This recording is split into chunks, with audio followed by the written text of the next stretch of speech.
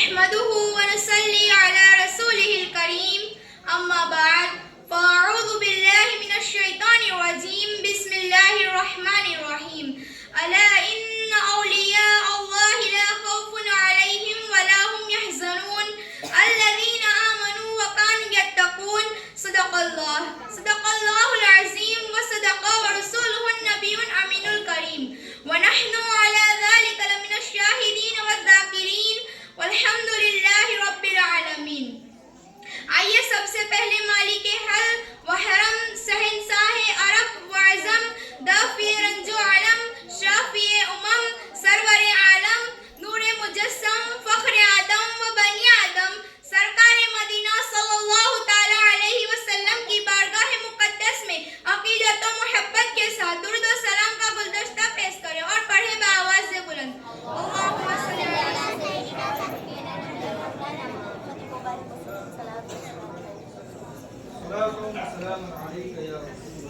آج ایک بڑی ہستی کا ذکر سننا ہے۔ ایک نوجوان، عمر ہے اس کی 15 سال۔ 15 سال کا بچہ ہی ہوتا ہے یا بہت ینگ ایج ہوتی ہے۔ آپ ذرا امیجن کریں، تصور کریں کہ 15 سال کا بچہ ہے اور اس کے والد کا انتقال ہو گیا۔ والد کے دنیا سے جانے کے بعد وراثت میں ایک باغ ملا، ایک پنچکی ملی، اچھا خاصا باغ تھا۔ اس باغ کے اندر پنچکی بھی تھی اور والد کے دنیا سے جانے کے بعد اس بچے نے باغ کی نگہبانی شروع کی، ذریعہ معاش بنا لیا اور اسے کمائی کا ذریعہ کرنے لگا۔ درختوں کو پانی دیتا، پھل اگتے تھے، پھل بیچ دیتے تھے، اسے پیسے آ جاتے تھے۔ اتنے میں وہ نوجوان پانی دے رہا تھا کہ ایک سفید داڑھی والے بزرگ اس باغ میں آ گئے۔ نہ نوجوان ان کو جانتا تھا، نہ بزرگ اس نوجوان کے نام کو جانتا تھا۔ وہ نوجوان آگے بڑھا، دیکھا کہ ایک بزرگ آ گئے ہیں ہمارے باغ میں، ماشاء اللہ سفید داڑھی والے، میرے والد کی جگہ بڑی محبت بڑے احترام سے بٹھایا اور ان کی دستپوسی کی اور بڑے ادب کے ساتھ ایک تازہ انگوسے کا گوشہ جو ہے وہ نکالا اور ان بزرگ کو پیش کیا۔ حضور یہ تناول کیجیے، اور کوئی کام نہیں کیا، ادب پیار عزت دی۔ وہ جو بزرگ آئے تھے نا باغ میں، وہ کوئی اور نہیں بلکہ اللہ کے بہت بڑے ولی تھے، ان کا بڑا مقام تھا۔ جب انہوں نے اس 15 سال کے نوجوان کا یہ ادب، یہ احترام، یہ رسپیکٹ دیکھی تو وہ بہت خوش ہوئے اور اپنی جولی سے ایک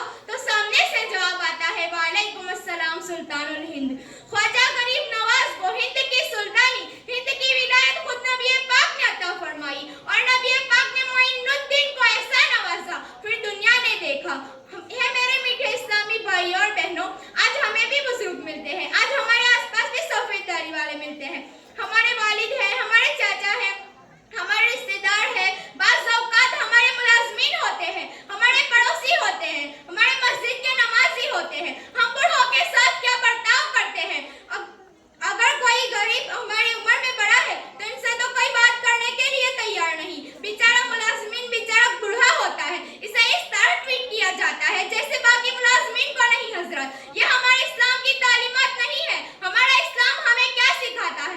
नबी पाक सल्लल्लाहु अलैहि वसल्लम फरमाते हैं, ए अनस, बड़ों का अदब, एहतराम और ताज़ीम व ताक़ीर करो और छोटों पर शफ़क़त करो, तुम जन्नत में मेरी रफ़ाक़त पालोगे। नबी पाक सल्लल्लाहु अलैहि वसल्लम फरमाते हैं, जिसने हमारे छोटों पर रहम न किया और बड़ों की ताज़ीम न की, वो हम में से नहीं। आज लोग किसी गरीब बूढ़े को इस तरह डांटते हैं, इस तरह जाड़ते हैं, अजीब माजरा।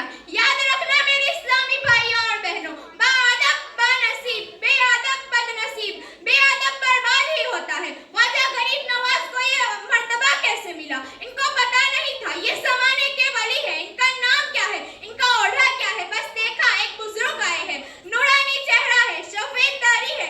अरे ये तो मेरे वालिद की जगह, बड़ी मोहब्बत बड़े एहतराम से बिठाया, पानी पेश किया, अंगूर पेश किए और उन्होंने सुल्तान विलायत का सितारा बना लिया, आसमान विलायत का सितारा बना लिया। ये मिलता है बाअदब लोगों को। जिंदगी में हमेशा बाअदब रहना, बड़ों की इज्जत करना और छोटों पर शफकत करना। ख्वाजा गरीब नवाज की तो क्या शान है। औरंगजेब आलमगीर बादशाह गुजरा है, एक बार वो ख्वाजा गरीब नवाज के मजार पड़ गए।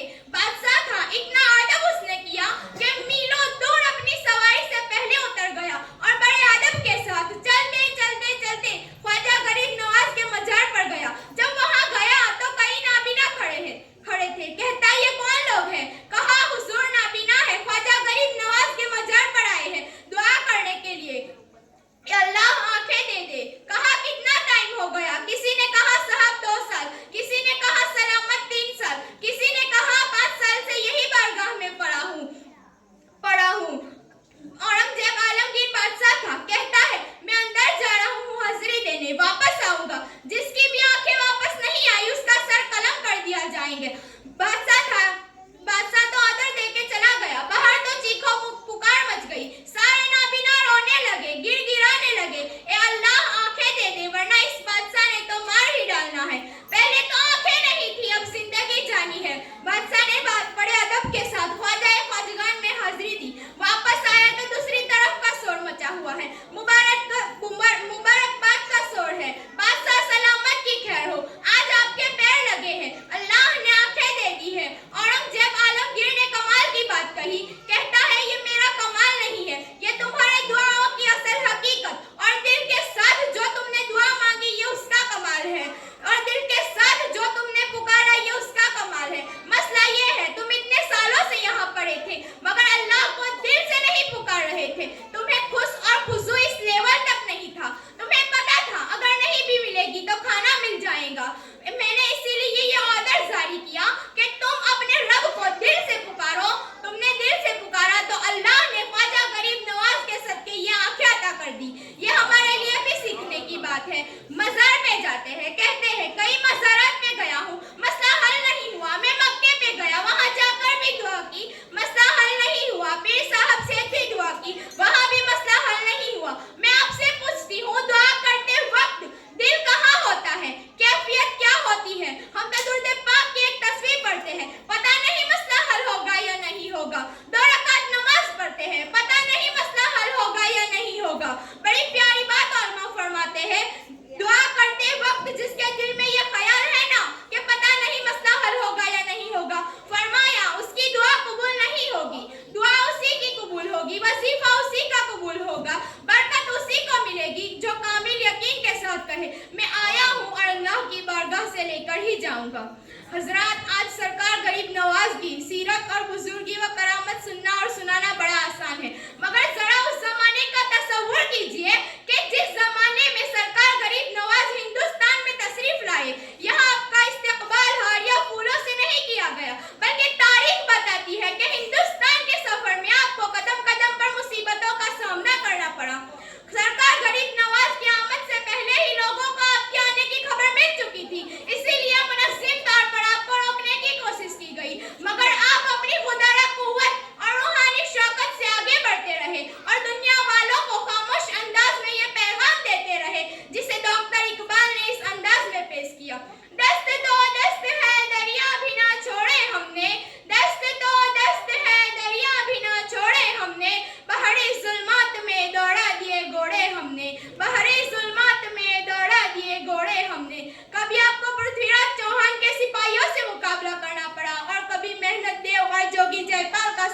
कारण